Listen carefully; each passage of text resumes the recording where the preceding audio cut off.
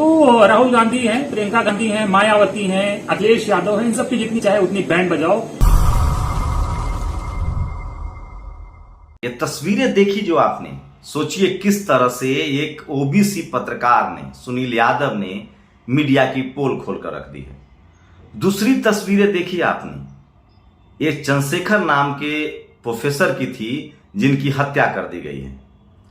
और तीसरी तस्वीर मैंने दिखाया अरविंद केजरीवाल ऑटो से गुजरात में हड़कंप मचाए हुए हैं। और चौथी तस्वीर दिखाई मैंने राहुल गांधी की जो थी, किस तरह से केरल में जो उनका भारत जोड़ो यात्रा है वो जनसैलाब में है, लेकिन कांग्रेस बदल रही है। प्रदीप नरवाल की तस्वीरें हैं, राजेश लिलोटिया की तस्वीरें हैं, बहुजन समाज के लोगों को आगे कर रही है कांग्रेस। और कांग्रेस में अब ये साफ हो गया है कि एससी एसटी ओबीसी माइनॉरिटी को जोड़ने की कवायद है।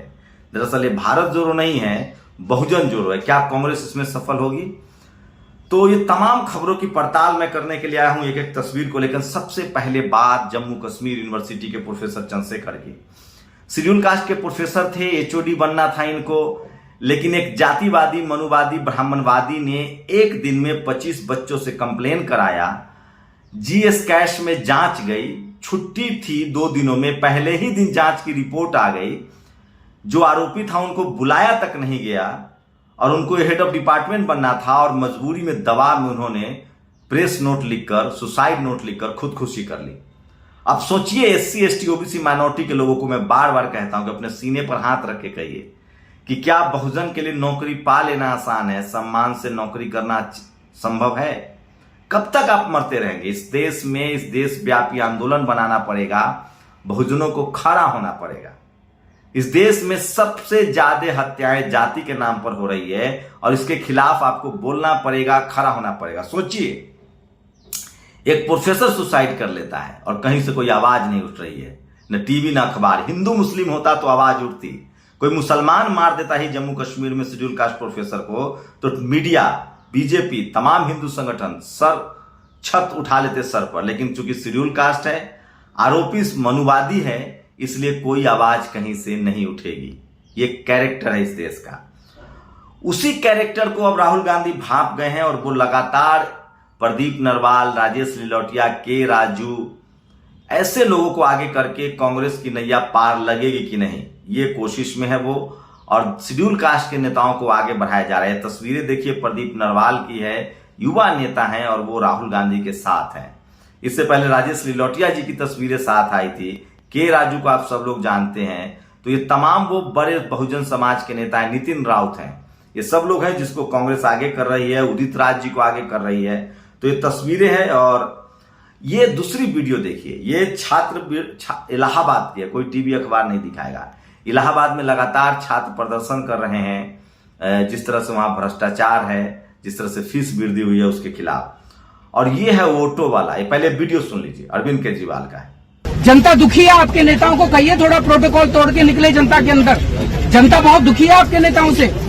तो अरविंद केजरीवाल ने पुलिस वाले को सरेआम हड़काया, दौड़ाया। संडे सैटरडे केजरीवाल गुजरात जा रहे हैं, सड़कों पर रोज रैली कर रहे हैं। एक ऑटो वाले के घर गए थे खाना खाने, तो पब्लिक से कनेक्ट कर रहे हैं। एससी एसटी ओबीसी माइनॉरिटी के नेताओं को पब्लिक से कनेक्ट करना चाहिए और अपने कंफर्ट जोन लेकर निकलना चाहिए। संयुक्त राष्ट्र द्वारा 31 सितंबर 2007 को घोषित आदिवासी की संस्कृति, भाषा, रीति रिवाज, अधिकारों को मजबूत करने के लिए 13 सितंबर को है। 2007 में घोषित हुआ था, लेकिन कोई टीवी अखबार नहीं दिखा रहा है। देश की राजधानी दिल्ली की एक शर्मनाक खबर है।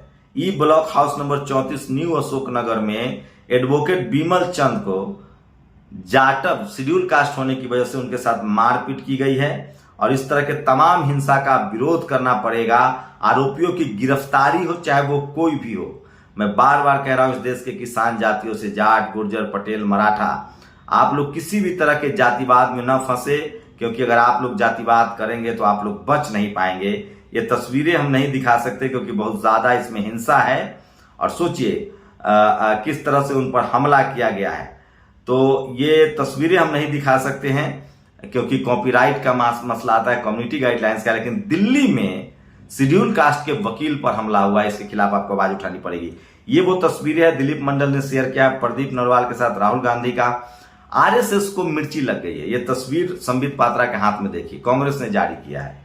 वैसे आरएसएस के दो बच्चे हैं, एक बीजेपी एक कांग्रेस, लेकिन अब कांग्रेस समझ गई है और उसको लगता है कि आरएसएस को पालना पोसना गलत हो गया, गुनाह हो गया, और अब उसमें वो आग लगा रही है। देखते हैं आरएसएस का खात्मा का एक ही तरीका है, बहुजन आंदोलन, अम्बेडकराइट आंदोलन और बहुजन लीडरशिप। और ये त्रिवेंद्रम की रात की तस्वीरें हैं राहुल गांधी की, और बिहार में तेजस्वी यादव फॉर्म में है। 1 लाख लोगों को पुलिस में नौकरी मिलने वाली है, भर्ती होने वाली है। और सुब्रमण्यम स्वामी ने बड़ी खतरनाक बात कही। उन्होंने कहा है कि क्या एशिया कप को फिक्स किया गया था। उन्होंने इशारा किया अमित शाह के बेटे की तरफ, जो अभी बीसीसीआई के सेक्रेटरी हैं। संविधान बदलने के लिए सुप्रीम कोर्ट में याचिका दायर कर दी है ताकि वो हमेशा सेक्रेटरी बने रहें। और चाकू से कान काटकर विधायक की मां का कुंडल लूट ले गए। ये गाजियाबाद की खबर है, यूपी में रामराज है। और चाइना को लेकर एक बार फिर से सुब्रमण्यम स्वामी ने प्रधानमंत्री मोदी पर हमला बोला है।